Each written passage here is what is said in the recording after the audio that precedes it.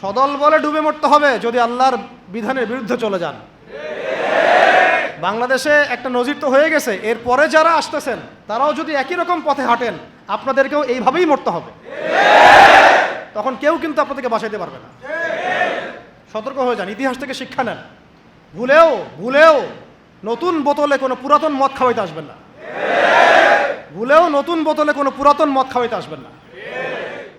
আমার একটা আশঙ্কা যে আল্লাহ না করুক আমরা কেন জানি ওই দিকেই যাচ্ছি দিন দিন।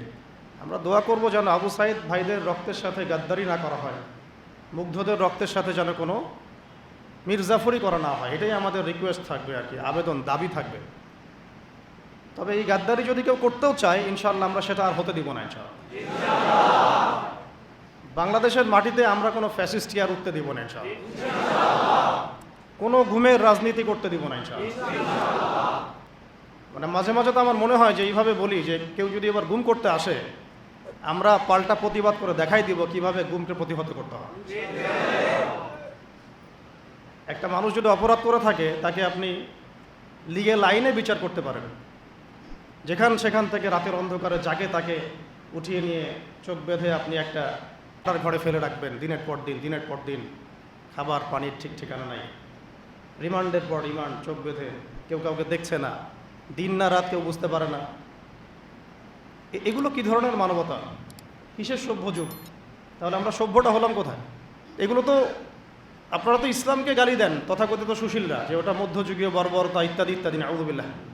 হ্যাঁ, এই কথাগুলো শুনেন না, মধ্যযুগীয় বর্বরতা।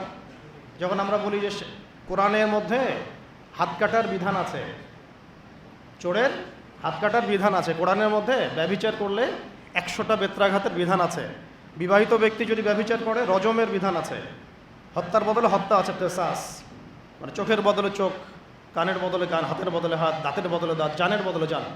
তারপরে ডাকাতি করলে ডান দিকের হাত বাম দিকের পা কেটে ফেলার বিধান আছে। কেউ যদি নবী সাল্লাল্লাহু আলাইহি ওয়াসাল্লামকে গালি দেয়, শাতেমে রসুল, তাকে মৃত্যুদণ্ড দিতে হবে, বিধান আছে।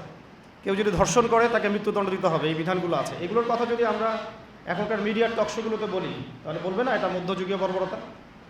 এতদিন শোনেন না এই কথাগুলো আপনারা? তাহলে এই গুম খুনের রাজনীতি আর কোন যুগের বর্বরতা? এটা কোন যুগের বর্বরতা? আধুনিক যুগের বর্বরতা, তাই না?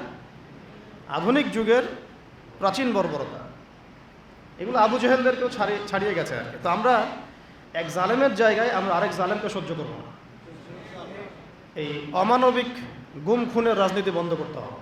ছাত্রদের পড়াশোনার উপযুক্ত পরিবেশ নিশ্চিত করতে হবে। পড়াশোনার মধ্যে ইসলামী কারিকুলাম ঢোকাতে হবে। এখনকার বাংলাদেশে আমরা ওই ধরনের বিষয়গুলো আর টলারেট করবো না ইনশাআল্লাহ। অনেক হয়েছে, আমি আপনাদেরকে বললে আপনারা চোখের পানি ধরে রাখতে পারবেন না। আমাদের অনেক বোন পর্যন্ত এরকম গুমের এবং হেনস্থার শিকার হয়েছেন দিনের পর দিন, বছরের পর বছর। বোন ছেলে মানুষ তো সহ্য করতে পারে, মেয়ে মানুষকে নিয়ে কি করে চিন্তা করেন তাহলে। কোনো শায়েখ, কোনো ওস্তাদ 5 বছর থেকেছেন, কেউ 12 বছর থেকেছেন, 12 বছর, কেউ 5 বছর থেকেছেন, কেউ 7 বছর থেকেছেন। কেউ বের হন, উনি বলতেন, আমাদের এক ওস্তাদ বলতেন যে আমার এক পা তো জেলখানা আর এক পা তো বাইরে, মানে যায় আর আসে। তো তাদের তো পরিবার আছে, তাদের স্ত্রী আছে, সন্তান আছে, ছোট ছোট ছেলে মেয়ে আছে, তারা কি মানুষ ছিল না? দেখেন এই অভ্যুত্থানটাকে আমরা এখন একটা বিষয় খেয়াল করছি যে সবাই প্রশংসা নেওয়ার জন্য উঠে পড়ে লেগেছে, সবাই ক্রেডিট নেওয়ার চেষ্টা করছে। আমার ক্রেডিট, আমি মাস্টার মাইন্ড। জি না, এখানে মাস্টার মাইন্ড আল্লাহ রব্বুল আলামিন। এখানে একক কোনো ব্যক্তির কৃতিত্ব নাই। এটাকে পশ্চিমা বিশ্বের সামনে এইভাবে আপনি প্রেজেন্ট করতে পারেন না যে এখানে এই কয়েকজন মানুষের ভূমিকায় আজকে এই ফলাফল এসেছে, না। এখানে প্রত্যেকটা ভাইয়ের কন্ট্রিবিউশন আছে। এমনকি যে ফেসবুকে পোস্ট দিয়েছে তারও একটা কন্ট্রিবিউশন এখানে আছে। ওই সময় পোস্ট দিলেও ধরা পড়তে হতো, যে পোস্ট দিত তাকে উঠাই নিয়ে চলে যেত। ইন্টারনেট নাই, কি হচ্ছে আমরা বুঝতে পারছি না, কাকে উঠাচ্ছে, কাকে নিয়ে যাচ্ছে, ইত্যাদি ইত্যাদি।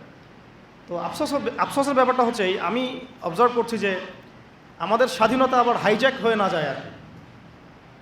এই স্বাধীনতা যেন আবার হাইজ্যাক হয়ে না যায়। আপনারা খুব সচেতন থাকবেন। আল্লাহ পাক আপনাদেরকে বুদ্ধিদীপ্ত একটা প্রজন্ম দিয়েছেন আলহামদুলিল্লাহ, এবং আমরা আশা করছি যে ইনশাআল্লাহ আপনাদের দ্বারাই হবে। ইনশাআল্লাহ আমাদের দ্বারাই হবে ইনশাআল্লাহ। এখন বরেণ্য ওলামায়ে কেরামদের সাথে আমাদের সমন্বয় আছে, প্রত্যেকটা বিশ্ববিদ্যালয়ে আলোচনা হচ্ছে, কথা হচ্ছে। শুধু প্রয়োজন একটা নির্দিষ্ট লক্ষ্যে গোছানো কাজ এবং সমস্ত ত্যাগের লক্ষ্য উদ্দেশ্য নিয়াতটাকে বিশুদ্ধ করা। কোনো দুনিয়াবি স্বার্থে আমরা এই কাজগুলো করব না, শুধুমাত্র এক আল্লাহর সন্তুষ্টির জন্য করবো ইনশাআল্লাহ। কোনো দুনিয়াবি মানে স্বার্থ হাসিলের উদ্দেশ্যে আমরা এই সংগ্রামে লিপ্ত হব না, বরং আমরা আল্লাহ পাকের জমিনে আল্লাহর দ্বীন প্রতিষ্ঠার সংগ্রামে লিপ্ত হব ইনশাআল্লাহ। এখানে যে ভাইরা যে ব্যানারে কাজ করতেছেন করুক, যে কোনো ব্যানারে কাজ করতেছেন করুক, উদ্দেশ্য থাকবে একটাই, যে আমরা সবাই চাই আল্লাহ পাকের জমিনে আল্লাহর দ্বীন প্রতিষ্ঠা হোক। এটা প্রতিষ্ঠা না হলে যত তন্ত্রমন্ত্র আছে, আপনারা আমার চেয়ে অনেক ভালো জানেন, এই কমিউনিজমের কথাই বলেন, সোকল্ড এই ডেমোক্রেসির কথাই বলেন, সেকুলারিজমের কথাই বলেন, যত মতবাদ, এগুলো চূড়ান্ত সফলতা এবং চূড়ান্ত জাস্টিসটা আপনাকে কখনো দিবে না। এগুলো দিন শেষে দেখবেন যে ওই জালেমের পক্ষেই রায় প্রদান করার জন্যে এটা একটা ম্যানমেড তন্ত্রমন্ত্র। এই যে মেয়েটার কথা বলছি, ও তখন অনেক ছোট, আমার সাথে ওর খুব, ও আমার ছেলে তো খুব, মানে আমি যখন ছিলাম না তখন ওর আম্মা বলে আর কি, যখন পরে আসছি তখন বলছে যে রাত্রেবেলা আমার ছবি নিয়ে থাকতো আর বলতো যে তোরা আমার বাবাকে নিয়ে গেছিস, তোদেরকে মাইক দিব। এই ইমোশনগুলোকে আপনারা বুঝতে পারবেন? কেউ বুঝতে পারবেন?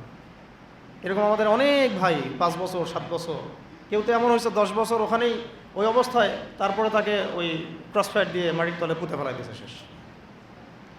একটা কথা বলতে চাচ্ছি যে এখানে আমরা ক্রেডিট নেওয়ার জন্য কেউ যেন প্রতিযোগিতায় লিপ্ত না হই। এখানে প্রশংসা পাওয়ার যোগ্য সেই প্রত্যেকটা মানুষ যারা এখানে কোনো না কোনোভাবে কন্ট্রিবিউট করেছে। এই আগুনটা একদিনে জ্বলে ওঠে নাই, এই আগুনটা জ্বলার পিছনে একটা দীর্ঘদিনের জুলুমের ফলেই মাজলুমের পক্ষ থেকে এই আগুনটা জ্বলে উঠেছে। তো আমরা একটু মূল আলোচনায় আসবো এবং আপনাদের উদ্দেশ্যে আমি কি আলোচনা করব এটা ভাবছিলাম। আর এখানে যতবার আমরা যাওয়া আসা করতেছি একটা কথাই খালি মনে পড়ছে যে এটাই সেই জায়গা যেখানে আমাদের ভাই এভাবে জীবন দিয়েছে, সারা দুনিয়ার মানুষ এটা দেখেছে। এখন আসেন মূল আলোচনায় আসি। আমরা আপনাদেরকে একটা মেসেজ দিতে চাই। জীবন দেয়ার ইতিহাস, একটা কথা খুব চর্চিত হচ্ছে যে আমাদের ভাই আবু সাঈদ রাহিমাহুল্লাহ তিনি একটা মহাকাব্য রচনা করেছেন। এই কথাটা কিন্তু বিশ্ব প্রেক্ষাপটে বলা হয়েছে না? কিন্তু এইরকম মহাকাব্য পবিত্র কোরআনে এবং হাদিসে এবং নবী সাল্লাল্লাহু আলাইহি ওয়াসাল্লামের সিরাতে এরকম অগণিত মহাকাব্যের ঘটনা আছে। কিন্তু আমাদের কথা বলার উদ্দেশ্য হচ্ছে এই জীবন বিসর্জন যেন বিফলে না চলে যায়, তার জন্য বিফলে না, বরং এই জাতির জন্য যেন বিফলে না চলে যায়। কেউ যেন আমাদের ভাইদের রক্তের উপর সিঁড়ি বানিয়ে তার স্বার্থ উদ্ধারের মঞ্চ তৈরি করতে না পারে। এটাই আমাদের মূল আলোচনা। আপনাদেরকে শুরুটা বলছি এখান থেকে। দেখুন, আজকে থেকে হয়তো হাজার হাজার বছর আগে, আমি খালি পয়েন্টগুলো একটু টাচ করে যাব, বাকিটা আপনারা পড়বেন, বাসায় গিয়ে স্টাডি পড়বেন ইনশাআল্লাহ আরও অনেক জ্ঞান আপনারা হাসিল করতে পারবেন ইনশাআল্লাহ। আমি শুধু জাস্ট পয়েন্টগুলোকে আপনাদেরকে ধরাই দিব, বাকি পড়াশোনা আপনাদেরকে করতে হবে। হাজার হাজার বছর আগে এরকম জীবন দিয়ে মহাকাব্য রচনার একটা ইতিহাস হয়েছিল। প্রথম এই ইতিহাস রচনা করেছিলেন আদম আলাইহিস সালামের পুত্র হাবিল। আদম আলাইহিস সালামের পুত্র হাবিল, সূরা মাঈদার মধ্যে পাবেন, পড়ে নিন। কিসের কারণে হাবিলের কুরবানি কবুল হচ্ছে, কাবিলের কুরবানি কবুল হচ্ছে না? কাবিল হাবিলের প্রতি প্রচণ্ড হিংসাত্মক, যদিও সে নবীর সন্তান। শয়তান এখানেই কাজ করে ভাইয়ের মধ্যে। এখনও যেটা হয়ে গেল বাংলাদেশে, আমরা কিন্তু সবাই কালিমা পড়া মুসলমান, তারপরেও কিন্তু একে অপরের বিরুদ্ধেই দাঁড়াতে হলো। হিংসা, জুলুম, বিদ্বেষ, অনেক কারণ থাকে মাঝখানে কনফ্লিক্টের, এটা ক্রাইসিস অফ কনফ্লিক্ট। এখন কাবিল যখন হাবিলকে হত্যা করতে চাচ্ছে, তখন হাবিল বলছে যে তুমি যদি আমাকে হত্যা করার জন্য হাত বাড়াও, আমি তোমাকে হত্যা করার জন্য আমার হাত বাড়াবো না। ঘটনাটা কি আবু সাঈদের সাথে মিলে? তুমি যদি আমাকে হত্যা করার জন্য হাত বাড়াও, আমি তোমাকে হত্যা করার জন্য হাত বাড়াবো না।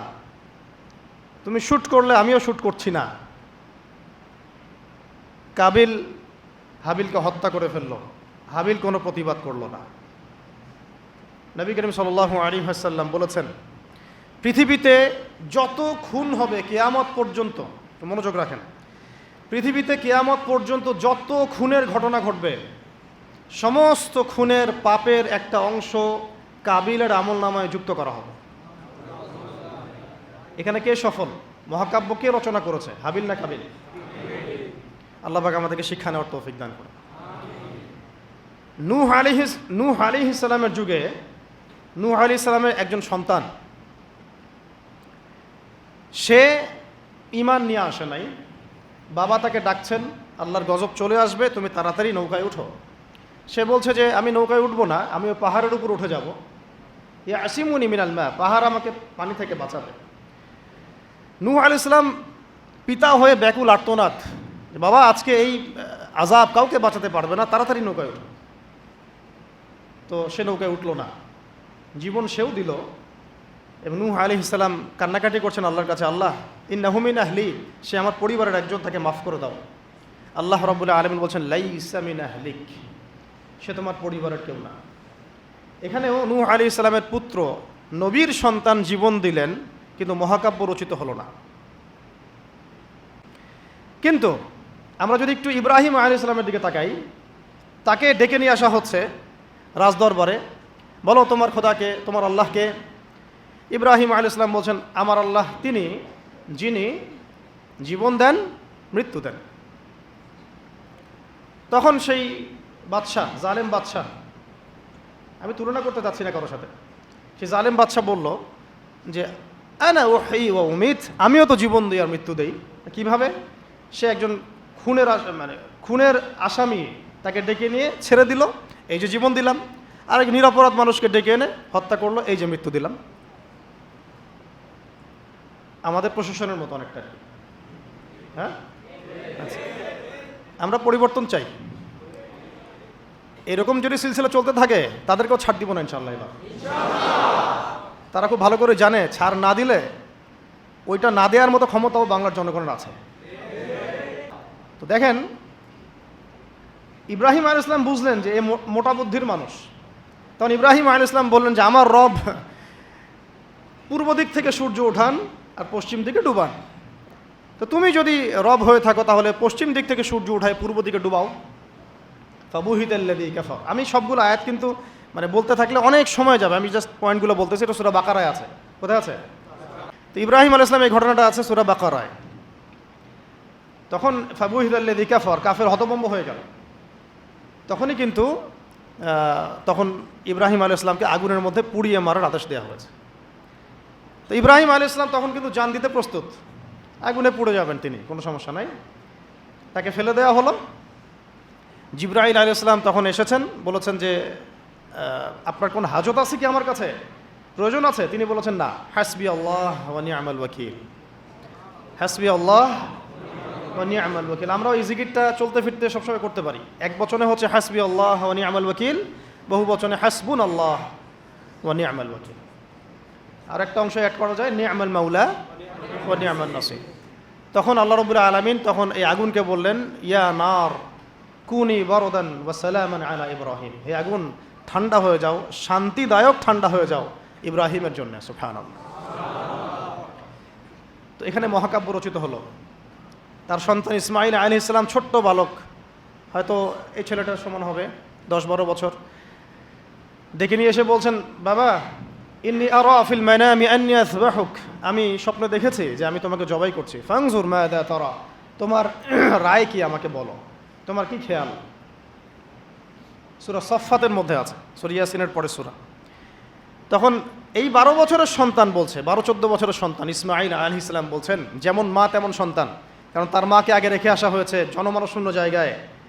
ইব্রাহিম আলাইহিস সালাম চলে যাচ্ছেন, আর তিনি জিজ্ঞাসা করছেন যে আপনি কি আল্লাহর হুকুমে রেখে যাচ্ছেন আমাদেরকে এরকম একটা বিরান জায়গায়, খাবার নাই, পানি নাই, কিছুই নাই? ইব্রাহিম আলাইহিস সালাম বলছেন হ্যাঁ। তখন তার মা বলেছিলেন, ইসমাঈল আলাইহিস সালামের মা বলেছিলেন যে তাহলে আল্লাহ আমাদেরকে ধ্বংস করবেন না ইনশাআল্লাহ। ওই যে জামজাম, এখনও সেই জামজাম চলছে। আপনার কোনো রোগ আছে, সেই জামজামের পানি ওই শেফার নিয়াতে পান করেন, শেফা হয়ে যাবে ইনশাআল্লাহ। জামজাম এখনও চলতেছে। ওই যে সাই, সাফা থেকে মারোয়া, মারোয়া থেকে সাফা, সাফা থেকে মারোয়া, মারোয়া থেকে সাফা, এটা আপনি না করলে আপনার হজ উমরা কিছুই হচ্ছে না। সুবহানাল্লাহ।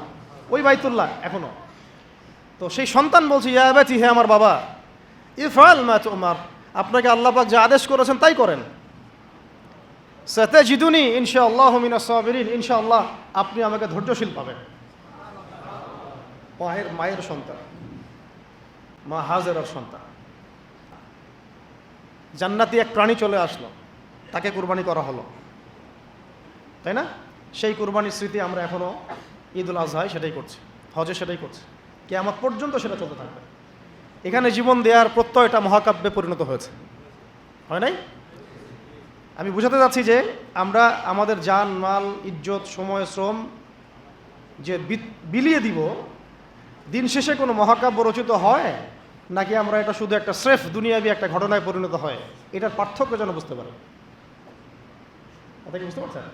না হলে কিন্তু অনেক সময় দেখা যাবে আমাদের ভালো প্রচেষ্টাও ইনভেইন হয়ে গেছে। আল্লাহ না করুক, আল্লাহ না করুক। সূরা ইউসুফ পড়েন, ওখানেও দেখবেন ভাইয়েরা ষড়যন্ত্র করে ভাইকে কুয়ায় ফেলে দিল, নির্দোষ নিরপরাধ। যেমন নির্দোষ নিরপরাধ বহু মানুষকে তুলে নিয়ে পড়া আয়না ঘরে ফেলে দিয়েছেন। একেবারে নির্দোষ, একেবারেই নিরপরাধ, না কারো ডানে আছে না কারো বামে আছে। কিছু মানুষ অনলাইনে ভাইব সৃষ্টি করে দিল যে ওরা হচ্ছে জঙ্গি, ওরা হচ্ছে খারেজি, ওরা হচ্ছে উগ্রবাদী, ওরা হচ্ছে কি আদনানি গোষ্ঠী, হ্যাঁ এইসব শব্দ আসছে না? এই মানুষগুলোর জন্য আমাদেরকে হ্যারাসমেন্টটা পোহাতে হচ্ছে। এখানে আমি বলি না যে সরাসরি তাগুত দায়ী, ওদের তো একটা সিলসিলা আছেই, যারা যারা এই কয়েকটা ওয়ার্ড ইউজ করে ওদেরকে ট্রেস করা। যেমন ইসলাম কায়েম, আল্লাহর জমিন আল্লাহর দিন কায়েম, ইসলামী শরিয়া প্রতিষ্ঠা, খেলাফত প্রতিষ্ঠা, দাওয়াতের সাথে জিহাদ, এই যে কিছু ট্রেসিং ওয়ার্ড আছে আর কি। তারা মনে করে এই ওয়ার্ডসগুলো যারা ইউজ করে তারা মনে হয় এলিয়েন, তারা মনে হয় এলিয়েন, তারা ইসলামের কিছুই বুঝে না, আমরাই সব বুঝি। এরা হচ্ছে একটা নতুন ইসলাম শিখাচ্ছে নাকি, এটা নাকি একটা উগ্রবাদী ইসলাম, নাউযুবিল্লাহ। অথচ এই শব্দগুলো নবী সাল্লাল্লাহু আলাইহি ওয়াসাল্লাম আমল করে দেখান নাই। নবী সাল্লাল্লাহু আলাইহি ওয়াসাল্লাম আল্লাহর জমিন আল্লাহর দিন কায়েম করেন নাই, তিনি দাওয়াতের সাথে জিহাদ করেন নাই, তিনি কি ইসলামী খিলাফা কায়েম করেন নাই? হ্যাঁ, তিনি কি কাফের মুশরিকদের সাথে এই বদর উহুদ খন্দকে ছিলেন না? তিনি কি শাহাদাতের তামান্না মানুষের মধ্যে ঢুকান নাই, জাগ্রত করেন নাই? সিরাতের ইসলাম তারা সহ্য করতে পারে না। কোরআনের, সুন্নার এবং সিরাত কেন্দ্রিক যে প্রকৃত ইসলাম এবং পূর্ণাঙ্গ ইসলাম, এটা তারা সহ্য করতে পারে না। দেখেন বাংলাদেশে এই যে কনফ্লিক্টটা হলো, এটাও তো একটা কনফ্লিক্ট হয়েছে, তাই না? এখানে আমাদের ভাইরা যেমন জীবনও দিয়েছে, তাদের পক্ষের কিছু ভাই কি মারা যায় নাই? তারা কি ছাত্র জনতার হাতে মরে নাই? বলেন। দেখেন গণতান্ত্রিক ভাষায় এটাকে নিয়ে কিন্তু কেউ সমালোচনা করতেছে না, করতেছে? কিন্তু এইটাই যদি আমরা বলতাম যে সিরাতের আলোকে নবী সাল্লাল্লাহু আলাইহি ওয়াসাল্লাম দাওয়াতও দিয়েছেন, ক্ষেত্র বিশেষে জিহাদও করেছেন, তখন আমাদেরকে উঠাই নিয়ে চলে যাবে। সেম জিনিস। আপনি তো কনফ্লিক্টেই গেলেন, এখানেও তো মরলেন মারলেন, এখানেও মারলেন এখানেও মরলেন। আমরা বলছি না যে এই মুসলিম কান্ট্রিতে, বাংলাদেশের এই চলমান প্রেক্ষাপটে এই কান্ট্রিতে ওই রকম সশস্ত্র জিহাদের প্রেক্ষাপট তৈরি হয়েছে, এটা আমরা বলবো না, বললে ভুল হবে। এরকম প্রেক্ষাপট বাংলাদেশে এখনও তৈরি হয় নাই, এখন তৈরি হয় নাই। হ্যাঁ, যদি কোনো কুফার আমাদেরকে অ্যাটাক করে তখন তৈরি হবে, ঠিক আছে? আমরা চাচ্ছি না এটার জন্য কেউ প্রত্যাশী থাকুক, এটাও ঠিক না। কিন্তু বাংলাদেশে ওই প্রেক্ষাপট তৈরি হয়নি। কিন্তু সিরাতের পুরো বিষয়টা মানুষের মধ্যে জানা দরকার আছে না নাই? যেমন বাংলাদেশের মানুষ নামাজ শব্দ চিনে, রোজা শব্দ চিনে, হজ জাকাত এতটুকু চিনে, কিন্তু এরা শরিয়া আইন বুঝে না, খিলাফা বুঝে না, দাওয়াত জিহাদ এগুলো বুঝে না, তাই না? আমর বিল মারুফ নাহি আনিল মুনকার অনেকে বুঝে না, পূর্ণাঙ্গ ইসলাম ইকামত দিন এটা তারা বুঝে না। কিন্তু নামাজ শব্দ তারা পরিচিত, চোরের হাত কাটতে হবে এটা তারা পরিচিত না। আর কিছু মানুষ আছে যারা শরিয়া চায় না এই কারণেই যে শরিয়া যদি বাস্তবায়িত হয় তাহলে তারাই ব্যক্তি জীবনে পাপ করতে পারবে না, এই জন্য তারা শরিয়া চায়। সে তো নিজেই চোর, সে তো চাইবে না যে হাত কাটার বিধান চালু হোক, সে তো নিজেই দুর্নীতিবাজ, ও তো চাবে না যে এটা চালু হোক। এই আর কি, সবাই জেনা করতে চাচ্ছে, সবাই সুদ খেতে চাচ্ছে, তাহলে এগুলো চালু হলে তো সমস্যা। তো মূল প্রসঙ্গে আসি, প্রকৃত ইসলাম সেটাই যেটা কোরআনে থাকবে, হাদিসে থাকবে এবং নবী সাল্লাল্লাহু আলাইহি ওয়াসাল্লামের সিরাতের মধ্যে থাকবে, এবং যার উপরে সাহাবায়ে কেরাম আমল করে দেখিয়েছেন সেটাই প্রকৃত ইসলাম। নতুন করে কোনো মডারেশন অফ ইসলামের কোনো সুযোগ নাই। আমরা খুব আফসোসের সাথে লক্ষ্য করছি যে কিছু মডারেট ইসলামপন্থীদেরকে পশ্চিমারা মাথার উপর উঠাচ্ছে এখন। তাদেরকে আবার এমনভাবে রিপ্রেজেন্ট করতেছে মনে এরাই ইসলাম বুঝে, আমরা আর কিছুই বুঝি না। তা আসেন আমাদের সাথে লাইভ ডিবেটে বসেন না, আমাদের সাথে পুরো জাতির সামনে লাইভ ডিবেটে বসেন। এই যে কিছু বাউল মার্কা, লালন মার্কা ইসলাম যে প্রচার করতেছেন, এগুলো যে একেবারে সারাসার যেগুলো একটা বিভ্রান্তি, গোমরাহি এবং পথভ্রষ্টতা, এটা নিয়ে তাহলে পুরো জাতির সামনে বসেন আমাদের সাথে। যদি জাতির সামনে বসতে লজ্জা পান তাহলে মাদ্রাসায় এসে বসেন, আমরা বুঝাই, এটাতে রাজি না। তো ওরা যদি কোনো জাতির মধ্যে বিভাজন সৃষ্টি করতে চায়, বিশৃঙ্খলা সৃষ্টি করতে চায় এবং গলদ ইসলাম প্রতিষ্ঠা করতে চায়, আদর্শের খেলাফ কোনো আদর্শ বাস্তবায়ন করতে চায়, তখন কি সেই জাতির লোকেদের অধিকার নাই এটা নিয়ে কথা বলার, এটা নিয়ে প্রতিবাদ করার? এবং তারা যদি সামরিক হস্তক্ষেপ করে তখন কি ওই জাতির উপর ওয়াজিব না ওদেরকেও সামরিকভাবে ডিফেন্ড করা? নাকি ওই সময় আমরা দাওয়াতের কথা বলবো? তো কিছু মানুষ আসলে চিন্তা করে কি, ইসলামটাকে এইভাবে চিন্তা করে, ইসলাম মনে হয় একটা ওই রান্না করা হাঁড়ির ভাত, একটা টিপলেই মনে হয় সব বোঝা যাবে। জি না, ইসলাম এমন কিছু না যে আপনি এই ফটো উঠাবেন, একটা করে কি বলে একটা ভাত উঠাবেন, উঠায় টিপ দিবেন, বাকি সব বুঝে ফেলবেন। ইসলাম এত সহজ দিন না, এত সহজ জীবন ব্যবস্থা না, এটার গভীরতা অনেক বেশি, আপনাকে অনেক গভীরে যেতে হবে। আল্লাহ পাক আমাদের সবাইকে বোঝার তৌফিক দান করেন। ইসলাম বুঝতে হবে কোরআনের আলোকে, সুন্নার আলোকে, নবীর সিরাতের আলোকে, সাহাবায়ে কেরামের বুঝের আলোকে। এমনকি পরবর্তী কোনো মানুষের ব্যক্তিগত কোনো বুঝের আলোকে ইসলাম বুঝতে চলবে না। কথা ঠিক আছে? এখন আসেন ওই অনেক ভিতরে চলে যাচ্ছি আবার। এই ইউসুফ আলাইহিস সালামকে গর্তে ফেলছে কি ভাইরা না? তারপরে তিনি আল্লাহ পাক তাকে সম্মানিত করে রাজ দরবারে নিয়ে যান নাই? রাজ দরবারে যাওয়ার আগে তাকে 12 বছর জেল খাটতে হয়েছে। কত বছর? কোনো অপরাধ ছিল তার? মেয়েরা, কিছু মেয়ে তার সাথে খারাপ কাজ করতে চাচ্ছিল, তাই না? তাই না?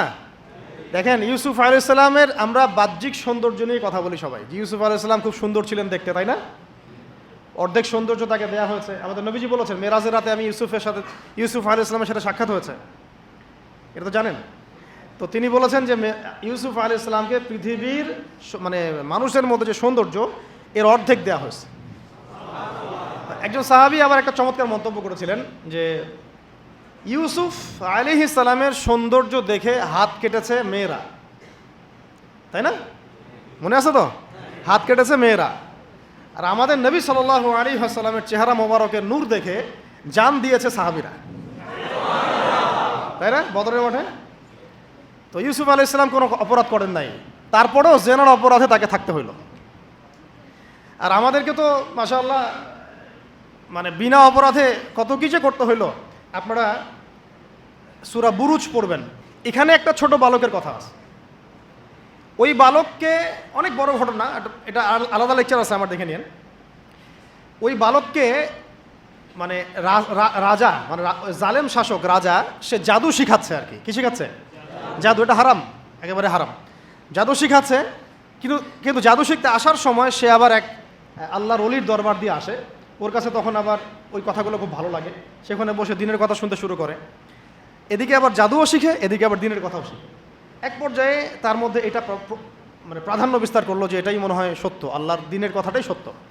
তো একদিন রাস্তায় যাওয়ার সময় হঠাৎ একটা প্রাণী, মানে বিভৎস একটা প্রাণীর দেখা মিলছে, কেউ রাস্তা থেকে সরাইতে পারে না। তখন সে চিন্তা করলো যে আজকে আমি পরখ করে দেখবো যে এই জাদুঘরের এলেমটা বেশি কার্যকর নাকি আল্লাহর ওলির এলেমটা বেশি কার্যকর। সে একটা পাথর নিয়ে নিক্ষেপ করে বলল, যদি হে আল্লাহ, আল্লাহর ওলি তোমার কাছে, এই পাদ্রী বুজুর্গ তোমার কাছে বেশি মাকবুল হয়, তাহলে আজকে এই ঢিলের ওসিলায় তুমি এই প্রাণীটাকে মেরে ফেলো। তো ওই ঢিল দেওয়ার সাথে সাথেই প্রাণী মারা গেছে আর কি। তো তখন সে মাশাআল্লাহ ইসলাম কবুল করে ভিতরে ভিতরে, কিন্তু প্রকাশ করে না। পরে যখন প্রকাশ হয়ে যায় তখন তাকে মেরে ফেলার জন্যে, আমি শর্টকাটে বলতেছি, ওই শাসক কী করলো, ও সেনাবাহিনীকে লেলিয়ে দিল, ওকে নিয়ে যাও পাহাড়ের উপর থেকে ফেলে দিবা। পাহাড়ের উপরে উঠেছে, সে ফেলাই দিবে তাকে। তখন সে একটা দোয়া পড়লো, আল্লাহুম্মা কফিনিহিম বিমা শি'তা। দোয়াটা শিখে নেবেন, আল্লাহুম্মা কফিনিহিম বিমা শি'তা। আমরা এই দোয়াগুলো করতাম, আল্লাহুম্মা কফিনিহিম বিমা শি'তা, আল্লাহুম্মা ইন্না নাজআলুকা ফি নুহুরিহিম ওয়া নাউযু বিকা মিন শুরুরিহিম, ইয়া মুনজিলাল কিতাব সারিআল হিসাব ইহজিমিল আহজাব, আল্লাহুম্মা হজিমহুম ওয়া জালজিলহুম। এগুলোর যে ইফেক্ট এটা আমরা নিজের চোখেই দেখেছি, ঠিক আছে? এই দোয়াগুলো শিখবেন। তো সে দোয়া করলো, আল্লাহুম্মা কফিনিহিম বিমা শি'তা। তো তাকে তো ফেলাতে পারলোই না, বরং ওরাই নিচে পড়ে গেছে। সে হেঁটে হেঁটে রাজদরবারে আসছে, কী হলো, তোমাকে মারতে পাঠালাম, কী সমস্যা, কীভাবে আসলা, এইভাবে। আবার পাঠাইছে সেনাবাহিনী, যাও একে সমুদ্রের মাঝখান থেকে ফেলে দিবা, পুরো সাগর থেকে ফেলে দিবা। ওই সাগরের মাঝখানে নিয়ে যাওয়া হলো, ওখানেও সে আবার দোয়া করছে, আল্লাহুম্মা কফিনিহিম বিমা শিতা। সাগরে ঝড় ওঠা শুরু হলো, ওর সেনাবাহিনী পড়ে গেছে, সে আবার সেফ অ্যান্ড সাউন্ড চলে আসলো রাজদরবারে। কী সমস্যা হে তোমার, তোমাকে মারা যাচ্ছে না কেন? এই ছেলেটাকে বাদশা বলতেছে যে তুমি কে হে, মারা যাচ্ছে না কেন?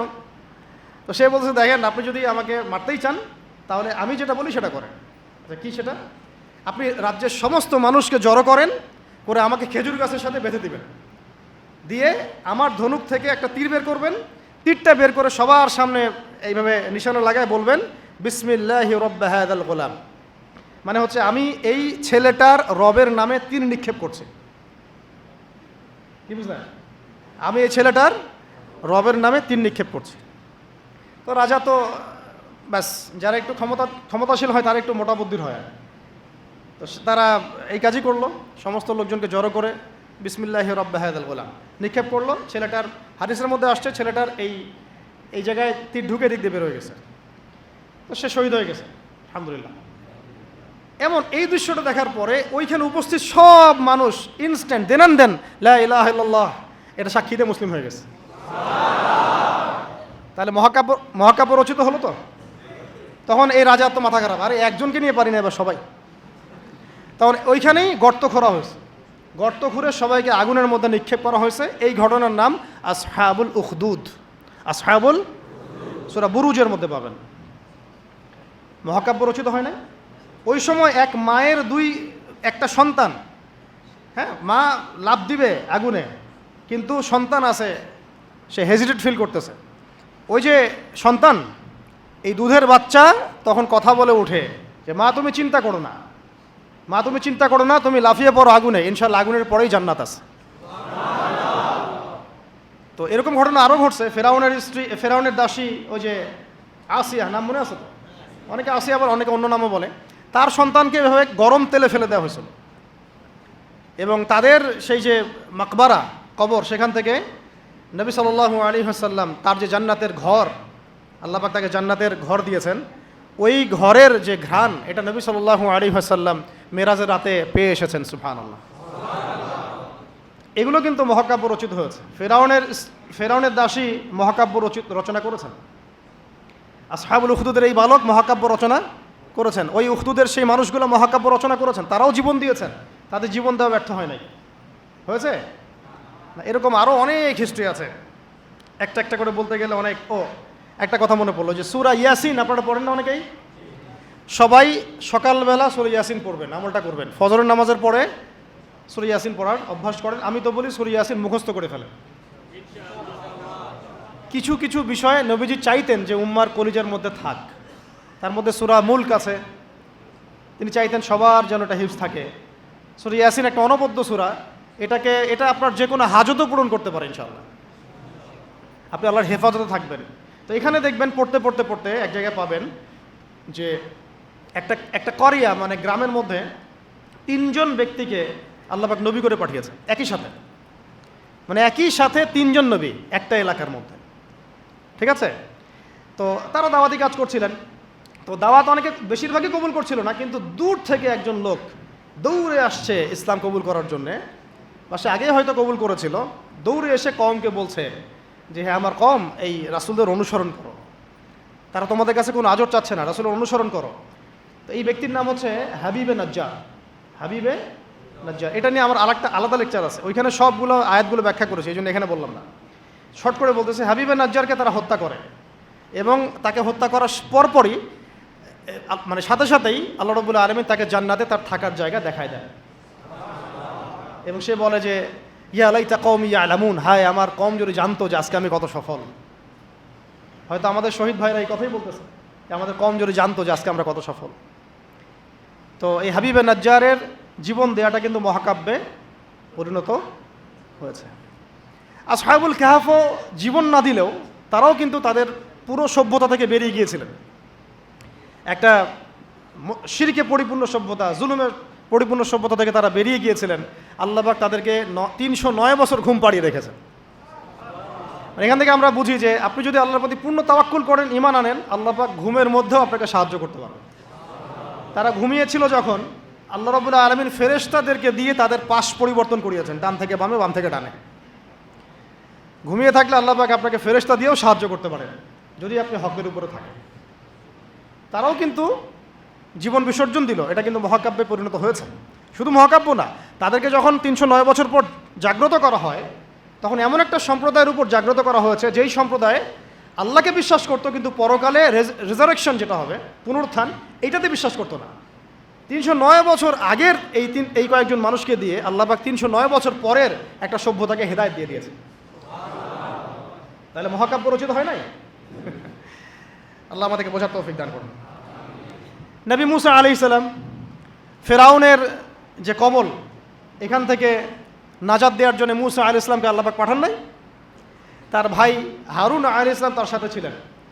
দেখেন, ফেরাউন কিন্তু জানতো, তাকে ভবিষ্যৎবাণী করা হয়েছিল একজন বালকের জন্ম হচ্ছে শীঘ্রই, তোমার রাজপ্রাসাদ একদম কাঁপাই দিবে। কিন্তু তখন কিন্তু সে কি শুরু করলো? সব ছোট ছোট বাচ্চাদেরকে হত্যা করা শুরু করলো।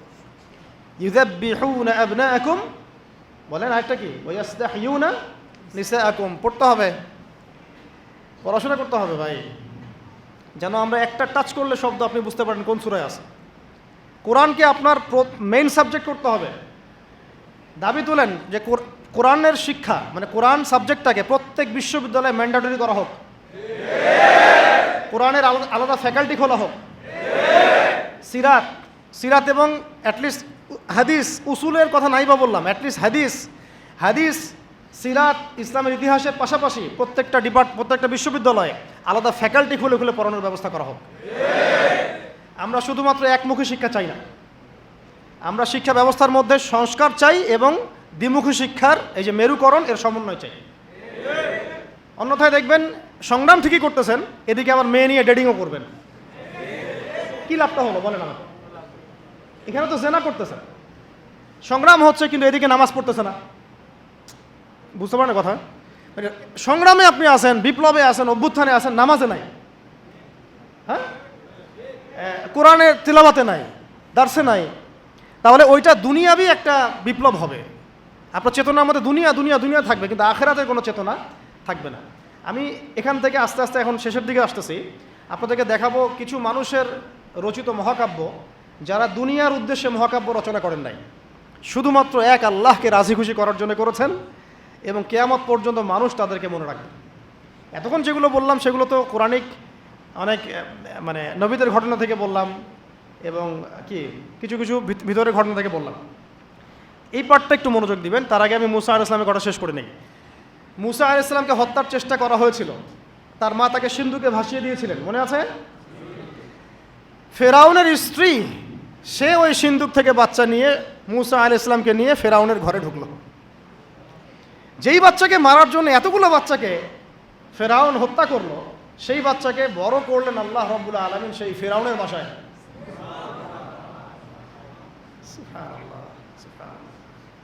আল্লাহু আকবার।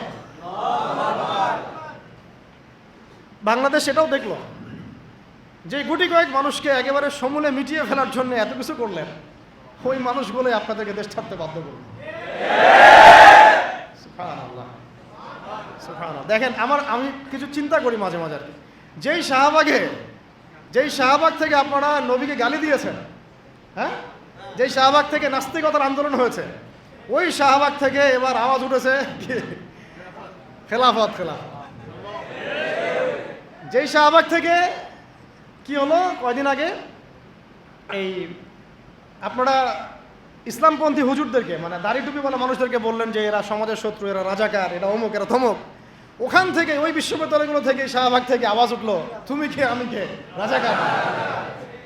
দেখছেন আল্লাহ রাব্বুল আলামিনের কৌশল? দেখছেন, মানে ফলাফল আসবেই, আল্লাহ রাব্বুল আলামিন একটু ডিলে করেন, বাস এতটুকুই। একটু সুযোগ দেন, ছাড় দেন, যাতে করে তাদের পাপ বাড়তে থাকে এবং হুজ্জত কায়েম হয়। যাই হোক, এখন আসি। তো ফেরাউনের ঘরেই লালিত পালিত হচ্ছেন মুসা আলাইহিস সালাম। অনেক ঘটনা, বনু ইসরাইলের উপর অনেক নির্যাতন করা হয়। এই নির্যাতনের হাত থেকে আল্লাহ পাক উদ্ধারের জন্য মুসা আলাইহিস সালামকে পাঠান। তিনি একটা দোয়া করতেন, সেই দোয়াটা আমাদেরও করা উচিত। তিনি বলতেন, রব্বি ইশরাহ লি সাদরি ওয়া ইয়াসসির লি আমরি ওয়াহলুল উকদাতাম মিন লিসানি ইয়াফকাহু কওলি। তো শেষমেশ বনু ইসরাইলকে মারার জন্য ফেরাউন দলবল নিয়ে কোথায় গেল? লোহিত সাগরের কাছে। দলবল পিছনে, সামনে লোহিত সাগর, এখানে হচ্ছে বনু ইসরাইল আর মূসা আলাইহিস সালাম। পিছনেও যাওয়ার কোনো রাস্তা নাই, সামনেও যাওয়ার কোনো রাস্তা নাই। যে 5 তারিখের মতো আর কি, মানে না পিছনে যাওয়ার আপনাদের কোনো রাস্তা ছিল, আর না সামনে কি আছে আপনারা বুঝতে পারতেছেন, ওটাও তো বুঝতে পারতেছিলেন না সামনে কি আছে। এবার যদি মানে আল্লাহ পাক কোনো রাস্তা না খুলেন, তাহলে হয় সাগরে ডুবে মরতে হবে, না হলে বনু ইসরাইল এই ফেরাউনের হাতে মারা যাবে, দলবলের হাতে। তখন এই যে একটা কথা, তখন বনু ইসরাইলের মধ্যে একজন ব্যক্তি মূসা আলাইহিস সালামকে বলেছিল, ইয়া মূসা, হে মূসা, ইন্না লামুদরাকুন, আমরা তো ধরা পড়ে গেলাম। কি বলেছে? ইন্না লামুদরাকুন, আমরা তো ধরা পড়ে গেলাম। তখন মূসা আলাইহিস সালাম দ্ব্যর্থহীন ভাষায় বলেছেন, কাল্লা, কোশ্চিন কালেও নয়। তোমরা বলছো আমরা ধরা পড়ে গেছি, কোশ্চিন কালেও না। আমার রব আমার সাথে আছেন, নিশ্চয়ই তিনি আমাকে পথ দেখাবেন। বলার সাথে সাথেই মূসা আলাইহিস সালামের কাছে ওহী আসলো, লাঠিটা ছুঁড়ে মারেন। লাঠি ছুঁড়ে মারলেন, এই লোহিত সাগর চিরে 12টা রাস্তা হয়ে গেল। তাই লোহিত সাগর আমরাও সফর করছি, গেলে বুঝতে পারবেন যে কিভাবে সম্ভব এখানে এইভাবে রাস্তা হওয়া। সুবহানাল্লাহ। এভাবে আল্লাহ পাক একটা মাজলুম সম্প্রদায়কে মুক্তি দিলেন, আর পুরা ফেরাউনের দলবলকে ওইখানেই ডুবে মারলেন। মারেন নাই? সদল বলে ডুবে মরতে হবে যদি আল্লাহর বিধানের বিরুদ্ধে চলে যান। বাংলাদেশে একটা নজির তো হয়ে গেছে, এরপরে যারা আসতেছেন তারাও যদি একই রকম পথে হাঁটেন, আপনাদেরকেও এইভাবেই মরতে হবে। তখন কেউ কিন্তু আপনাদেরকে বাঁচাইতে পারবে না। সতর্ক হয়ে যান, ইতিহাস থেকে শিক্ষা নেন। ভুলেও নতুন বোতলে কোনো পুরাতন মদ খাওয়াইতে আসবেন না। ভুলেও নতুন বোতলে কোনো পুরাতন মদ খাওয়াইতে আসবেন না। আমরা কোরআন থেকে শিখব, হাদিস থেকে শিখব, নবীর সুন্নাহ থেকে শিখব, সিরাত থেকে শিখব। বাংলাদেশের মানুষ আমরা যারা ইসলামপন্থী, আমরা কেউ উগ্রবাদী নই, আমরাও কেউই জঙ্গিবাদী কর্মকাণ্ডে লিপ্ত নই, আমরা কেউই কোনো সন্ত্রাসী কর্মকাণ্ডে লিপ্ত নই। এই পশ্চিমাদের শেখানো তন্ত্রমন্ত্রগুলো বাদ দেন। হ্যাঁ, আমরা শুধু এতটুকু চাই, আল্লাহ পাকের জমিনে পুরো ইসলামটাকে আপনারা বাস্তবায়ন করেন। আমরা কি বলেছি ব্যাংকিং সিস্টেম বাদ দিয়ে দেন? বলেছি ব্যাংকিং সিস্টেমটাকে সুদমুক্ত করেন। আমরা কি বলেছি পলিটিক্যাল সিস্টেম এগুলো সব সরাই দেন? আমরা বলেছি এখান থেকে জুলুম সরাই দেন। আমরা বলেছি শিক্ষা ব্যবস্থার যে ইসলাম বিরোধী শিক্ষাগুলো সেগুলো বন্ধ করে দেন। এই কাজগুলো করলে কি আমাদের জাতি পিছায় যাবে না লাগাবে? তো এটা তো আমাদের স্বাধীনতা। আমরা ইসলাম বাই বার্থ ইসলাম পেয়েছি, এদেশের সংখ্যাগরিষ্ঠ মানুষ মুসলিম, এটা আমাদের প্রাণের দাবি। ইসলাম কেন্দ্রিক জীবন গড়ব ইনশাআল্লাহ। এবং আমরা বাংলাদেশে কোনো অমুসলিমের সাথে আমাদের কোনো কনফ্লিক্ট নাই, তারা তাদের ধর্ম তাদের মতো করে পালন করবে। যতই আপনি এভাবে ইলিশ পাঠান না কেন, ইরান এবং মুশরিকদের যে অ্যালায়েন্স আছে, এরা আমাদের উপরে কোশ্চিন কালেও সন্তুষ্ট হবে না। কখন সন্তুষ্ট হবে? যখন আমরা ওদের দাসত্ব করতে যাব তখন। তাহলে দাসত্বের নাম কি স্বাধীনতা? এটাই কি স্বাধীনতার ব্যাখ্যা? তাহলে স্বাধীনতা শব্দ নিয়েও গাদ্দারি করতে আসিয়েন না। আমরা এখন থেকে ছাত্র জনতাকে পরিপূর্ণ ইসলামের দাওয়াত দেব ইনশাআল্লাহ। আমরা না উগ্রবাদী, আর আমরা না সন্ত্রাসী, আর আমরা না চরমপন্থী। আমরা শৈথিল্যতাবাদীও নই, আবার আমরা চরমপন্থীও নই। আমরা মধ্যমপন্থী। আমরা না কোনো এগ্রেসিভ কোনো অ্যাকশনে যাব, আর না আমরা এইসব বিষয়ে শিথিলতা আরোপ করব। আমরা মধ্যমপন্থী থাকব, দাওয়াতের কাজ করব, তাবলীগের মেহনত করব, সৎ কাজে আদেশ করব, অসৎ কাজ নিষেধ করব, নিজেরা দিন পালন করব, পড়াশোনা করব, আমল করব, তাজকিয়া অর্জন করব, ওলামা একরামদের সাথে সম্পর্ক রাখব, এবং একটা ঐক্যবদ্ধ জাতি হিসেবে আমরা ইসলাম নিয়ে এগিয়ে যাবো ইনশাআল্লাহ। হ্যাঁ, যদি আমাদের দিকে চোখ তুলে তাকাতে আসেন তখন খবর খারাপ আছে ইনশাআল্লাহ। যদি চিন্তা করেন যে পার্বত্য অঞ্চল ভাগ করে আরেকটা দেশ বানাবো, তখন আমাদের অবস্থা দেখে নেবেন ইনশাআল্লাহ। যদি চিন্তা করেন যে আমরা এইখানে চাপ দিয়ে হ্যাঁ বাংলাদেশকে কয়েক টুকরা করে ফেলাবো, এরকম যদি কোনো চিন্তা থাকে, তাহলে বাঙালি এবং বাঙালি মুসলমানদের আসল চরিত্র দেখে নেবেন ইনশাআল্লাহ। সহ্য করতেছি আমরা এখন এগুলো, কিন্তু আমরা দায়িত্বশীল ভাইদেরকে বলবো, আপনারাই কিন্তু সামনের লিডার। আপনাদেরকে বলবো যে বুদ্ধিদীপ্ত হন, রাসূল সাল্লাল্লাহু আলাইহি ওয়াসাল্লামের সুন্নাত অনুযায়ী আপনি আগান। এর চেয়ে শ্রেষ্ঠ কোনো সুন্নাত পৃথিবীতে নাই। এইসব আব্রাহাম লিঙ্কনের সুন্নাত, ওই মাও সেতুংয়ের সুন্নাত, আর মুসলিনের সুন্নাত, আর এই যে চেঙ্গিস খানের সুন্নাত, হ্যাঁ, এইসব সুন্নাত দিয়ে কোনো কাজ নাই। আল্লাহ পাক আমাদেরকে নবী মুহাম্মদ সাল্লাল্লাহু আলাইহি ওয়াসাল্লামের সুন্নাত বোঝার তৌফিক দান করেন। তিনি যেভাবে দিন প্রতিষ্ঠা করেছেন ওই পথে আগানোর তৌফিক দান করেন। শেষের অংশটুকু আমি অল্প সময় শেষ করছি। আমি আমাদের উম্মতের মানে এই উম্মতের কয়েকজন বলতে থাকলে 100 জনের কথা বলা যাবে, দেখি কয়টা বলা যায়। জাস্ট কয়েকজন বীর পুরুষ এবং বীরঙ্গনা নারীর রচিত মহাকাব্যের কথা আপনাদেরকে বলবো। আপনার আগ্রহ আছে না নাই এখন শুনুন? আচ্ছা, একটা বিষয় আমাদের সামনে স্পষ্ট যে আমরা মুসলিম পরিবারে জন্মগ্রহণ করেছি। আমাদের রব একজন, আমাদের নবী একজন, আমাদের আসমানি কিতাব একদম ফাইনাল টেস্টিমেন্ট, এর কোনো ব্যত্যয় নাই, সংযোজন বিয়োজনের কোনো সুযোগ নাই। সুন্নতে স্পষ্ট, নবীর তরিকা স্পষ্ট, দিন ইসলামও পরিপূর্ণ। নাকি দিন ইসলামে কিছু আছে কিছু নাই, এমন কি বিষয়টা?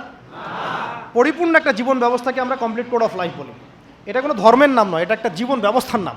ইসলাম শুধু ধর্মের নাম নয়, এটা একটা পরিপূর্ণ জীবন ব্যবস্থার নাম। এখন এইটা নবীজি কি শুধু নিজে আমল করেছিলেন না মানুষকেও দাওয়াত দিয়েছেন? এখন শুধু কি দাওয়াতই ছিল নাকি পুরো দিনটাকে আরবের মধ্যে প্রতিষ্ঠা করে দিয়ে চলে গেছেন? এখন দিন প্রতিষ্ঠা করাটা কি তাহলে ইবাদত কি না? মানে ইবাদত করতে গেলে অনেক সময় অনেক রকম সুরতে আমাদের কাজ করতে হবে। কখনো সবর করতে হবে, কখনো দাওয়াত দিতে হবে, কখনো হয়তো হিজরতের বিষয় আছে, কখনো কি বলবো দাওয়াতের সাথে জিহাদের ব্যাপার জড়িত থাকতে পারে, কখনো দেখা যাবে পররাষ্ট্রনীতি অ্যাপ্লাই করতে হচ্ছে, কখনো সন্ধি করতে হচ্ছে। সিরাতের মধ্যে কিন্তু সবই আছে। পুরো সিরাতটা আপনারা পড়বেন, এটা আমার রিকোয়েস্ট যে আগামী 1 মাসের মধ্যে 1 মাস সময় নেন, আল্লাহ চাইলে 1 মাস পরে আবার বসবো ইনশাল্লাহ আমরা। হ্যাঁ, 1 মাস সময় নিয়ে পুরো সিরাতের বইটা পড়ে শেষ করেন। অনেক বই আছে সিরাতের, আমি একটা বইয়ের নাম বলতেছি যেটা খুব পাতলা, মাত্র 120 থেকে 30 পেজের বই। সিরাতে খতামুল আম্বিয়া, সিরাতে খতামুল আম্বিয়া, মুফতি মুহাম্মদ শফি রাহিমাহুল্লাহ তার লেখা, আল্লামা শফি রাহিমাহুল্লাহ তার লেখা সিরাতে খতামুল আম্বিয়া। সিরাতে খতামুল আম্বিয়া বইটা কিনেন, অনলাইনেই পাওয়া যায়, কিনে পড়াশোনা শুরু করেন। এটা সবচেয়ে প্রাইমারি লেভেলের বই, এটা মাদ্রাসায় পড়ানো হয়। এছাড়া রাহিকুল মাখতুম আছে, রহমাতুল্লিল আলামিন আছে, হ্যাঁ সিরাতে মোস্তফা আছে, অনেক সিরাতের বই আছে।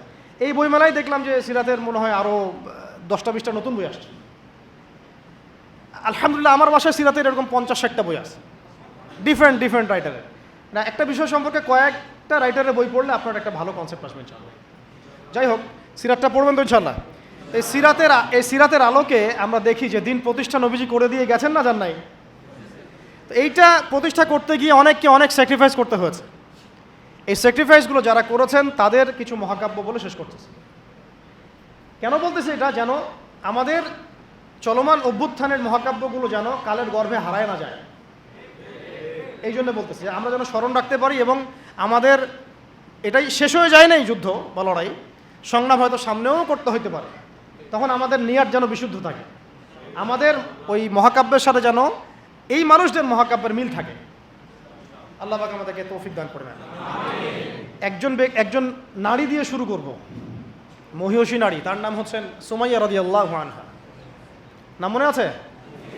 সুমাইয়া রাদিয়াল্লাহু আনহা একজন দাসী, দাস প্রথা ছিল তখন না, দাসী। তিনি, তার স্বামীর নাম ইয়াসির রাদিয়াল্লাহু আনহু, তার সন্তানের নাম আম্মার রাদিয়াল্লাহু আনহু। তারা 3 জনই ইসলাম কবুল করেছেন। আর আবু জেহেল, আবু লাহাব, ওতবা সাহেবার যে দারুন নাদওয়া, মানে ওই সময়কার কাফেরদের পার্লামেন্ট, এখনকার অনেকটা ওই ইয়ার মতো আর কি, বুঝে নেন, কাফেরদের পার্লামেন্ট, ওটার নাম কি? দারুন নাদওয়া। বলেন দারুন নাদওয়া। এটা ছিল ওই মক্কার আবু জেহেলের পার্লামেন্ট, মক্কার আবু জেহেলের পার্লামেন্ট নাম কি? দারুন নাদওয়া। ওখানে সব কিছুর এই শয়তানিগুলার মোজাকারা হইতো আর কি, কথা বুঝতে পারছেন? এখনও কিন্তু দারুন নাদওয়া আছে বিশ্বে, আছে না?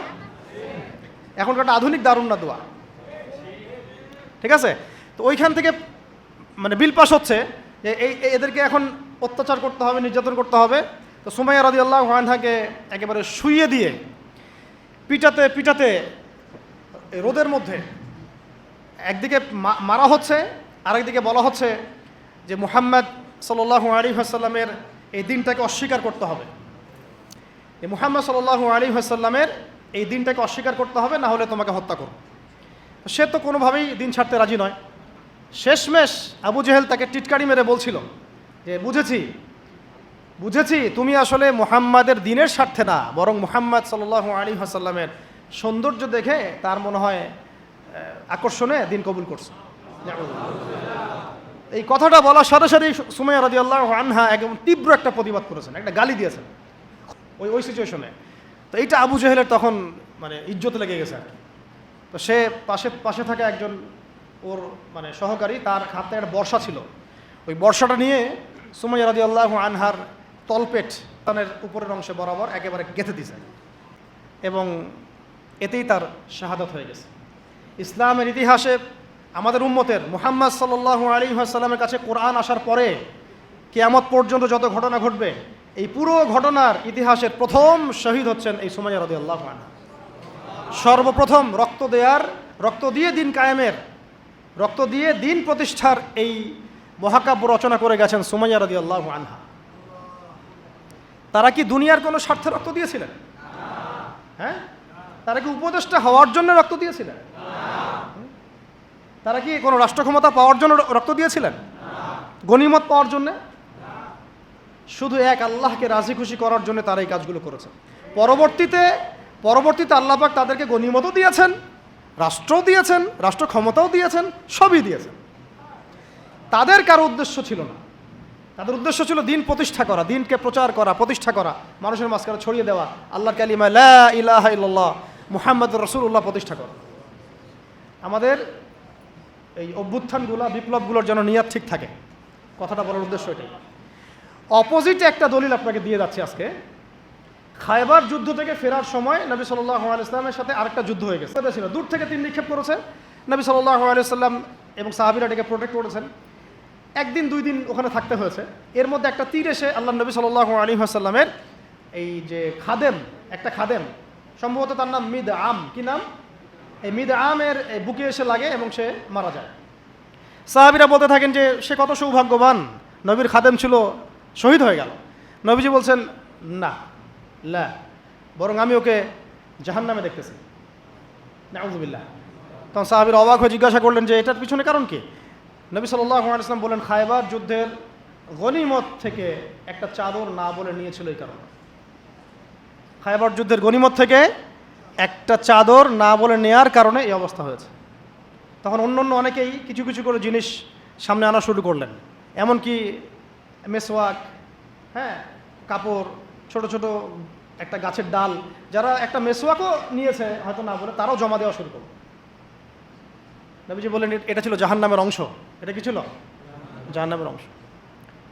এখন বলেন, তাহলে যদি গন্তব্য উদ্দেশ্য আল্লাহ সন্তুষ্টি না হয়, তাহলে অনেক সময় অনেক ত্যাগেরও মূল্য পাওয়া যায় না।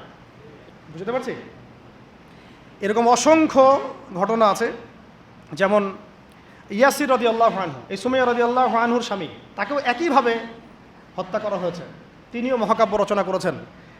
যদি আমরা দেখি বেলাল রাদিয়াল্লাহু আনহুর কথা, তাকে কিভাবে পিটানো হয়েছে আপনারা সবাই কম বেশি জানেন। আরবের জাস্ট গরমে যদি একটা উমরা করেন তাহলেই বুঝতে পারবেন যে গরমটা কেমন হতে পারে। কয়েকদিন আমাদেরকে রাস্তায় নামাজ পড়তে হয়েছে, এত ভিড় ছিল, ওখানে সেজদা দেওয়ার মতো কোনো পরিবেশ থাকে না, এত মানে গরম। ওখানে দাঁড়িয়ে থাকলে আপনার পায়ে মনে ফসকা পড়ে যাবে। ওখানে একটা মানুষকে সারাদিন শুইয়ে রাখা হলে উত্তপ্ত বালুর মধ্যে, উপরে যদি পাথর চাপা দেওয়া হয়, আর সে তখনও বলতে থাকছে আহাদুন আহাদ, আল্লাহ এক, আল্লাহ এক, তাহলে তার ইমানের জজবা চিন্তা করে। এই জীবন মহাকাব্য রচনা করেছে। এই জন্য বেলাল রাদিয়াল্লাহু আনহু সেই ব্যক্তি যিনি মক্কা বিজয়ের পরে কাবা ঘরের ছাদে উঠে আজান দিয়েছেন। সুবহানাল্লাহ, চিন্তা করা যায়। তিনি সেই ব্যক্তি যার কথা নবী সাল্লাল্লাহু আলাইহি ওয়াসাল্লাম যখন আলোচনা করতেন তখন বলতেন যে বেলাল, যখনই আল্লাহ আমাকে জান্নাত দেখান তখন তোমার পায়ের আওয়াজ আমি আগে আগে শুনতে পারি।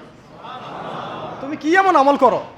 তিনি বলছেন, আমি তো এক্সট্রা এমন কোনো আমল করি না, তবে যখনই আমার অজু ছুটে যায় তখন আমি আবার অজু করি এবং সেই অজু দিয়ে আমি 2 রাকাত নামাজ পড়ি, তাহিয়াতুল অজু। এটা আমরা আমল করার চেষ্টা করবো। আল্লাহ পাক আমাকে তৌফিক দান করেন, আপনাদেরকে তৌফিক দান করেন। অনেক আলোচনা হলো, করতে থাকলে সারা রাত চলে যাবে, একদিনে তো সব বলা যাবে না। তো ইনশাআল্লাহ আমরা প্রতি মাসে যদি একটা করে সেশন করতে পারি, ইনশাআল্লাহ তাহলে আমাদের জন্য অনেক প্রফিট। আজকে আমরা যে বিষয়টার দিকে ফোকাস করার চেষ্টা করলাম, যে মহাকাব্য রচনা করতে হবে আল্লাহর জন্য। মহাকাব্য শুধু আমরা এবারই প্রথম রচনা করি নাই, আমাদের এই বাপদাদা পূর্বপুরুষ একদম সলফে সালেহিনের যুগ থেকে শুরু করে চিরায়ত এই যে 1400 বছর ইতিহাস, বহু যুদ্ধ হয়েছে, বহু বিপ্লব, বহু সংগ্রাম, বহু গণ অভ্যুত্থান। কিন্তু যে অভ্যুত্থানগুলোর উদ্দেশ্য ছিল শুধু দুনিয়া, সেই অভ্যুত্থানগুলো কখনো দীর্ঘস্থায়ী হয় নাই। যে অভ্যুত্থানগুলোর উদ্দেশ্য ছিল, বিপ্লবগুলোর উদ্দেশ্য ছিল শুধুমাত্র দুনিয়ার স্বার্থ হাসিল করা, সেগুলো কশ্চিনকালেও পরকালে কোনো আজর পাবে না। আর যে বিপ্লব, যে গণ অভ্যুত্থানগুলো শুধুমাত্র আল্লাহকে রাজি খুশি করার জন্যে, আল্লাহর দ্বীনের জন্যে, তার নবীর জন্যে, ইসলাম প্রতিষ্ঠার জন্য কায়েম করা হয়েছে, সংগঠিত হয়েছে, শুধুমাত্র সেগুলোই দুনিয়াতেও সফল হয়েছে, পরকালও সফল হবে ইনশাআল্লাহ। এবং আমাদের এই ভাইদের ত্যাগগুলোকে আমরা যেন বিফলে যেতে না দেই। এই নতুন বাংলাদেশে তাদের যে মহাকাব্য, এগুলোকে যেন আমরা স্মরণ করে রাখি। এবং এই স্মরণীয় করে রাখতে হলে আমাদেরকে এই মানুষগুলোর মতো মহাকাব্য রচনা করতে হবে। আল্লাহ পাক আমাদের সবাইকে কথাগুলো বোঝার তৌফিক দান করেন। আল্লাহ রাব্বুল আলামিন আমাদের সবাইকে নবী সাল্লাল্লাহু আলাইহি ওয়াসাল্লামের সিরাত পড়ার তৌফিক দান করেন। সিরাতের আলোকে দিন বোঝার তৌফিক দান করেন।